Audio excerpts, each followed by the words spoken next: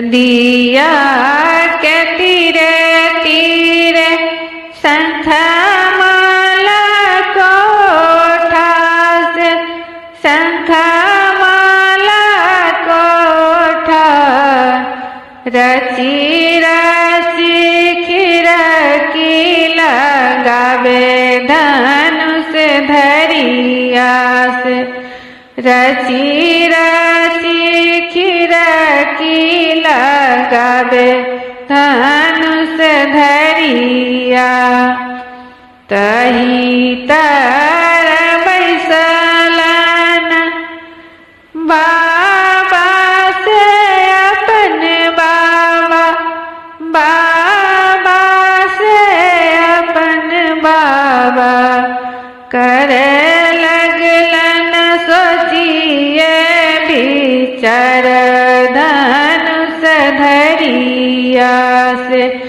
करे लगलन सोचिए विचार धनुष धरिया खिड़की के ओटे ओट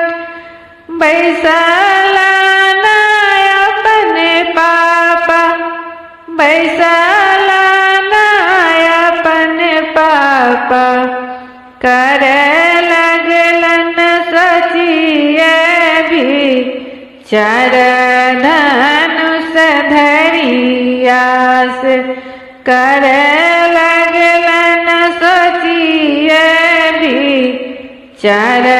धनुष धरिया खिड़की के ओटे ओट बोला थी ना अपन चाचा बोला थी ना अपन चाचा कैला सजब बरियत धनुष धरिया से कैला सजब बरियत धनुष धरिया सुनी बजलानी बाबा से अपन बाबा बाबा से अपन बाबा 10 लाख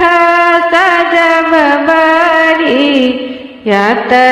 धनुष धरिया से 10 लाख सजब बरियत धनुष धरिया 10 लाख की साजन 10 लाख घोड़ा से 10 लाख घोड़ा 10 लाख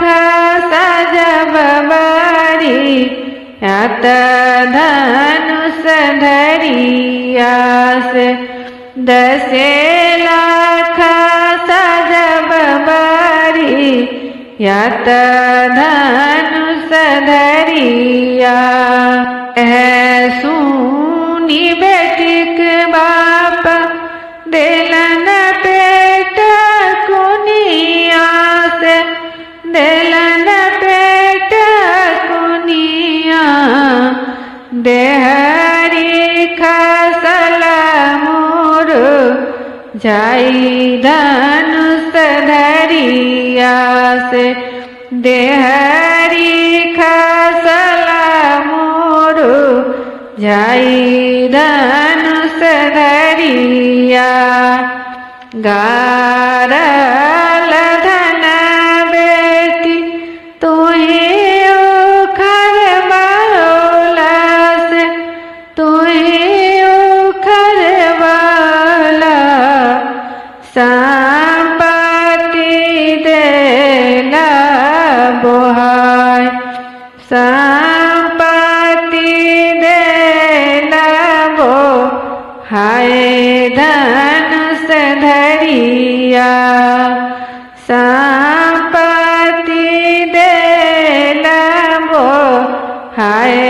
धनुष धरिया